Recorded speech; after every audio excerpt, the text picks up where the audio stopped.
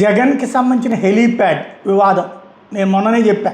ఒక వ్యూహాత్మకంగా జగన్కి హెలీప్యాడ్ లేకుండా చేయాలని చూస్తున్నారు అన్నది మంత్రి అనగానే సత్యప్రసాద్ దీని మీద అధికారికంగా స్పందించారు.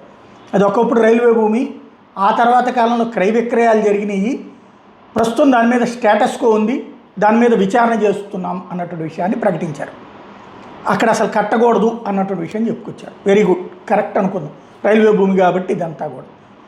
అయితే దాని తర్వాతన ఇప్పుడు రైల్వే ద్వారా తొలగిస్తారు. అది బాగా ఇంతకీ కరకట్ట లోపల ఇల్లు కట్టచ్చా, ముఖ్యమంత్రి ఉండొచ్చా? ఇప్పుడు చంద్రబాబు గారి ఉంటున్నటువంటి లింగమనేని గెస్ట్ హౌస్లో హెలీప్యాడ్ కట్టారు. అది కృష్ణానది కరకట్ట లోపల జల ప్రవాహ ప్రాంతాన్ని పూడ్చి కట్టారు. చట్టబద్ధంగా అయితే అక్కడ కూడా హెలీప్యాడ్ ఉండకూడదు కదా. ఇది ఇంకా సివిల్ డిస్ప్యూట్. ఏది రైల్వే భూమి వేరే వాళ్ళకి వాళ్ళు ఎవరికో అలాట్ చేశారు రైల్వే వాళ్ళు, ఆ అలాట్ చేసిన వాళ్ళు వేరే వాళ్ళకి ఇచ్చారు, అదంతా సివిల్ డిస్ప్యూట్. ఇది వచ్చేటప్పటికి ఏం డిస్ప్యూట్ అవుతుంది? చట్టబద్ధంగా అలాంటి చోట్ల కట్టకూడదు కదా. ఇది అసలు ప్రశ్న ఉందా, ప్రస్తావన ఉందా అంటే ఉండదు. అదే స్పెషల్.